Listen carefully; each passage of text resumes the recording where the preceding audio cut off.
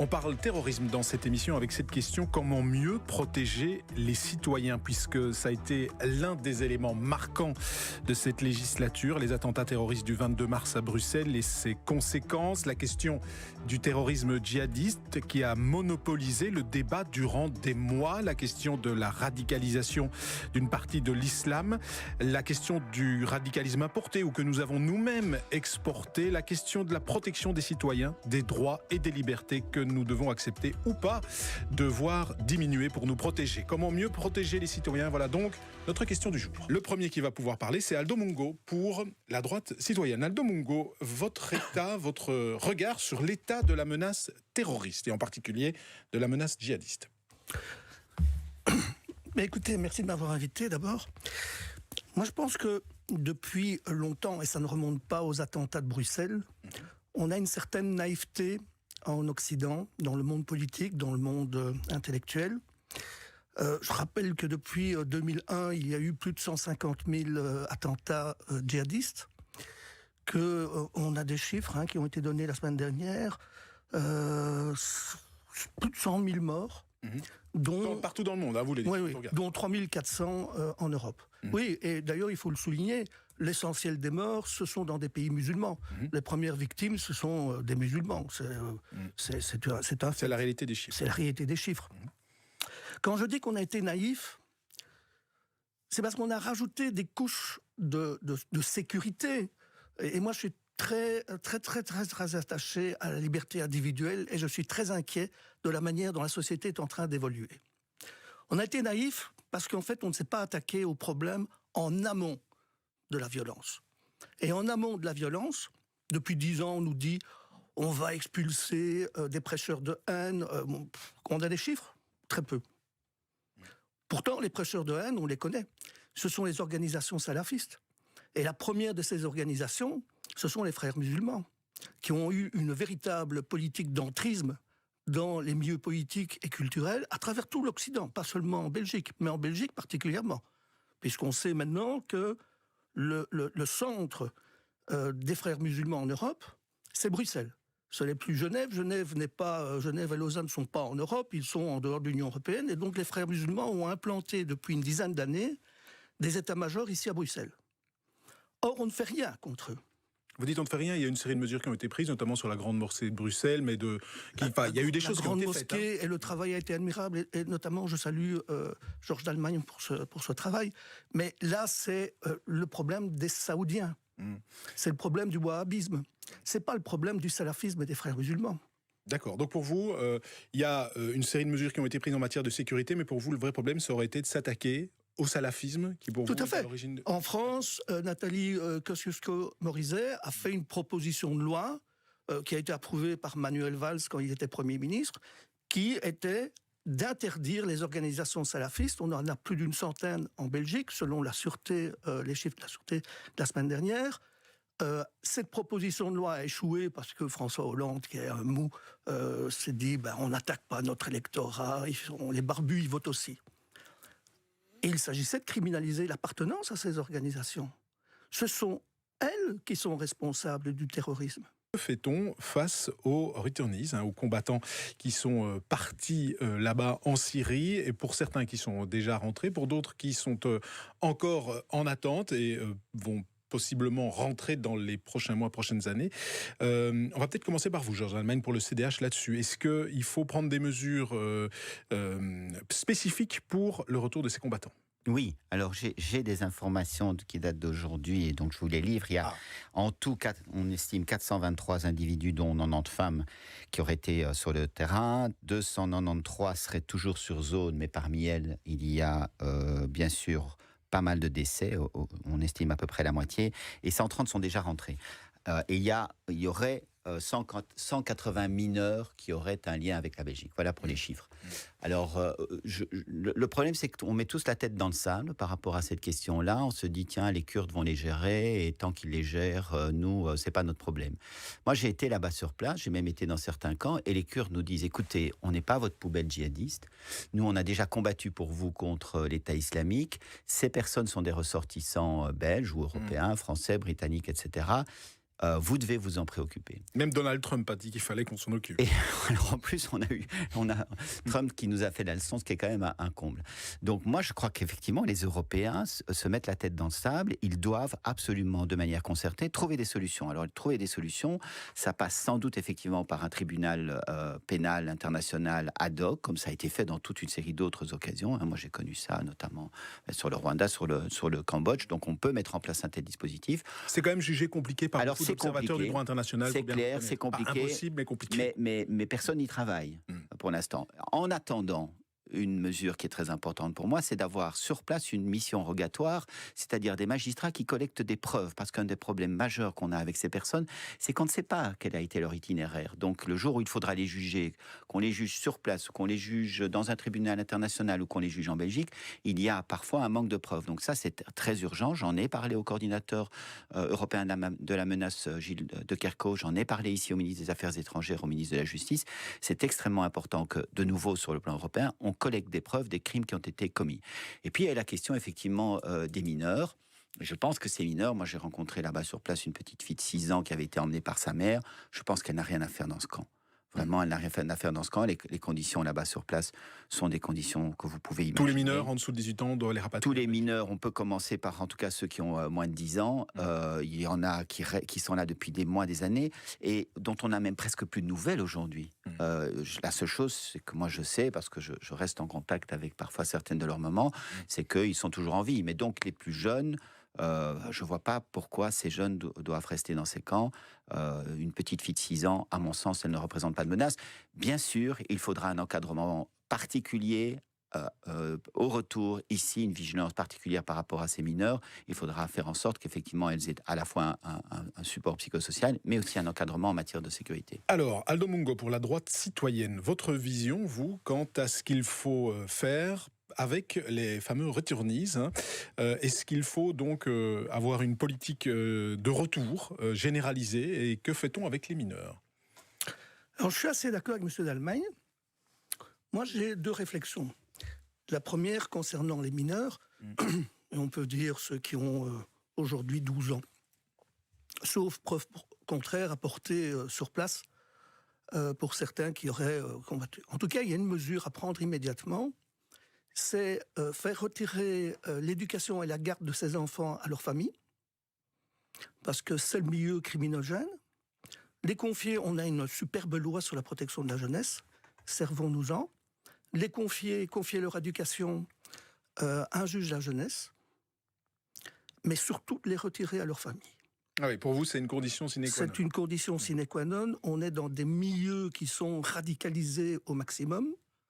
Alors, il peut y avoir des exceptions, et c'est là au juge à décider, c'est pas au pouvoir administratif ou politique, mais il faut absolument empêcher que ces jeunes qui ont vécu dans un milieu djihadiste, criminel, soient retirés au niveau de leur éducation. D'accord, que le suivi de l'État donc se fasse par une décision d'un juge de retirer. Tout à fait. D'accord. Mais on a une loi là-dessus, on a une loi sur la protection de la jeunesse qui est bien faite, servons-nous-en. Moi, je suis quelqu'un qui déteste qu'on crée des lois en chaîne avec les événements. On a des lois, elles sont bien faites, utilisons-les. D'accord, et alors pour ceux qui ne sont pas mineurs... Quant aux autres, et la limite de 18 ans me semble quand même... on est prêt à baisser l'âge de la majorité pénale, et on la baisse de temps en temps pour des délits commis chez nous. Je pense que ceux qui ont plus de 12 ans, ils doivent faire l'objet d'une enquête, savoir exactement ce qu'ils ont fait sur le terrain. Je pense qu'il faut, là par contre, il serait temps qu'on passe une loi définissant Daesh et l'État islamique comme une organisation criminelle, de la même manière qu'on l'a fait en 1945, avec l'ensemble des organisations dépendant du parti nazi allemand. La Waffen-SS, la SS, a été déclarée organisation criminelle. On a jugé leurs membres sur cette base-là. Oui, c'est parce qu'ils sont sur une liste européenne d'organisations terroristes et que la Belgique... mais il faut qu'on passe une loi permettant de juger ces personnes comme ayant appartenu à une organisation criminelle. Une sorte quoi, de justice d'exception? Enfin, je ne sais pas s'il faut le dire comme ça, mais j'essaie de comprendre. Écoutez, les Syriens, on ne va pas leur donner nos ressortissants à juger, parce que ça va aller très vite. Ils vont très vite terminer au bout d'une corde. Alors, je sais qu'il y a une partie de la population qui aimerait bien les voir au bout d'une corde, mais je pense que tout le monde sait que... On doit les juger avec nos lois. Avec nos lois. Alors, puisque vous parlez de prison, j'aimerais faire un tour de table. C'était dans les points que j'avais soulignés comme importants dans ce débat sur le terrorisme. Qu'est-ce qu'on fait avec le radicalisme en prison, hein, puisqu'on sait que pour certains cas, en tout cas connus désormais, que ce soit en France ou en Belgique, la prison a joué un rôle dans le parcours de radicalisation de certains détenus. Aldo Mungo, pour la droite citoyenne, sur la question de la radicalisation en prison. Je pense qu'il faut isoler, c'est assez clair. Donc comme l'expérience française a fait... Oui, il faut généraliser. Mais ce qui est important, c'est vraiment empêcher les radicaux d'avoir un contact avec les droits communs. Ce qu'on constate beaucoup trop souvent, c'est que les radicaux prennent en main l'organisation du culte à l'intérieur des prisons. Et ça, il faut absolument les empêcher. Il faut les empêcher d'organiser les prières. Il faut les empêcher d'avoir quelque chose à dire dans l'organisation du culte à l'intérieur des prisons. Le ministre Koen Geens a fait un travail avec les aumôniers de prison, etc. là-dessus, pour tenter les conseillers islamiques. Tout à fait le généraliser et il faut que ce soit une politique carcérale. D'accord, donc pour vos généralisations vraiment d'une politique qui vise à isoler et à avoir... On n'a pas les moyens financiers de construire une nouvelle prison pour faire... Une aile pour djihadistes, on parlait de ça. On sait bien, on a les moyens qu'on a et il faut faire avec ce qu'on a. Un point qu'on n'a pas encore abordé et qui est important, en tout cas qui fait débat, notamment entre les partis que j'ai invités ici autour de la table, le MR, le CDH, la droite citoyenne et écolo, c'est la question des données, du traitement des données personnelles dans le cadre donc de la protection des citoyens. Vous le savez sans doute, ces dernières années, l'Europe a décidé d'un PNR, c'est-à-dire c'est un ensemble de données qui, lorsque l'on prend l'avion, est enregistré et permet de savoir qui donc exactement prend l'avion. Il est question de l'étendre à d'autres moyens de transport. La Belgique l'a d'ailleurs fait, notamment pour les trains internationaux. Faut-il encore aller plus loin, imaginer de l'étendre à d'autres moyens de transport? Je voyais notamment, Georges Dallemagne, qu'au CDH, dans votre programme, vous proposez, alors c'est pas lié directement au PNR, mais par exemple, une base de données avec toutes les empreintes digitales. Mais vous savez, sur ces questions-là, c'est vrai qu'il y a toujours une réflexion sur le curseur entre liberté fondamentale et protection et sécurité. Et nous avons en Belgique le grand avantage d'avoir une commission de protection de la vie privée qui est une protection qui a été rehaussée récemment sur le plan de ses prérogatives et sur le plan de son financement et surtout sur le plan de son indépendance. Et nous demandons systématiquement son avis sur ces questions-là. Et donc je pense qu'effectivement, en matière de connaissance d'individus dangereux, il est utile de pouvoir avoir certaines banques de données, de pouvoir avoir accès à certaines informations. Et donc, effectivement, en matière de terrorisme, on s'est rendu compte qu'il y avait des informations qui nous manquaient, qu'on ne savait pas, par exemple, par rapport aux passagers qui sortaient ou qui rentraient dans l'Europe, qui rentraient et qui sortaient. Je demandais d'être bref parce qu'on oui, mais donc sur cette question-là, oui, effectivement, quand on sort et quand on rentre de l'Europe... Peu importe le moyen de transport, un bus, par exemple, on devrait pouvoir avoir le PNR. En tout cas, d'abord, dans un premier temps, aux frontières de l'Europe, vous savez qu'aujourd'hui, on ne connaît qu'une trentaine de % des personnes qui sortent et qui rentrent de l'Europe. C'est un problème et c'est pour ça qu'il faut systématiser effectivement ces connaissances parce qu'on s'est rendu compte que des terroristes étaient rentrés en Europe sans qu'on ait effectivement trace de leur parcours. Aujourd'hui, je crois qu'on est obligé de passer par là pour des raisons de sécurité. Mais encore une fois, je comprends bien et j'admets tout à fait que c'est un débat qui doit être mené avec grande prudence et que nous devons effectivement être très attentifs à la commission, à nos vies privées. Et c'est pour ça que dès que l'avis de la commission de la vie privée est négatif sur une mesure, moi je suis d'avis systématiquement de suivre la commission de la vie privée et de retirer la proposition. D'accord. Alors, Aldo Mungo, pour la droite citoyenne, votre point de vue quant à cet équilibre entre les libertés publiques, les droits et puis le traitement des données qui est de plus en plus présent? Je rejoins ce que dit M. Dallemagne, parce que, comme je l'ai dit au début du débat, on a beaucoup empiété sur nos libertés individuelles. Trop déjà pour vous? Moi, je me félicite par exemple qu'aux États-Unis, on vient de l'apprendre, on a interdit l'utilisation des caméras à reconnaissance faciale. D'accord, mais par exemple, ils ont instauré le PNR bien avant nous, donc oui. Au niveau aérien. Moi, je suis entièrement d'accord avec le fait qu'il faut qu'on sache qui rentre, qui sort. Donc aux frontières de l'Europe, un contrôle plus strict. Au niveau européen. Et un traitement de données plus important. Ça, c'est clair. On prend un pays comme les États-Unis, il l'a instauré depuis très très longtemps. Il n'a pas attendu d'avoir des attentats pour savoir qui rentrait et qui sortait. Bien. Ça me semble une mesure tout à fait qui respecte nos libertés. Maintenant, à partir du moment où on est rentré, s'il y a un problème, ça ressort des services de renseignement. Ça, mais instaurer des lois qui restreignent... Finalement, en fait, nous, ce qui nous inquiète, c'est que pour attraper 500, 1000, 2000 individus, on fiche 500 millions de personnes. Pour vous, le fichage plus systématique n'est pas la politique à mener. Moi, j'ai dû aller donner mes empreintes digitales à la commune pour avoir une nouvelle carte d'identité. Ça m'a choqué. Comme ça choquait les Belges quand les Français avaient leurs empreintes digitales sur leur carte d'identité il y a 40-50 ans.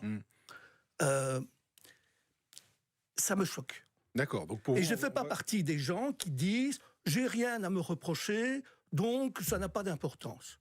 Le problème n'est pas « est-ce qu'on a quelque chose à se reprocher ?» et donc on devrait être d'accord avec le fichage. Je suis déjà, moi, horrifié avec ces nouvelles voitures, avec leurs caméras, qui filment toutes les plaques pour pouvoir mettre des contredanses automatiquement, et qui finalement finissent par savoir que vous êtes tous les mercredis à telle heure, à tel endroit. Oui, ça on peut pas encore faire. Avec oui, mais ça m'insupporte. Ouais. On peut en tout cas savoir, par exemple, si vous n'avez pas payé votre assurance, et on peut verbaliser directement pour ça.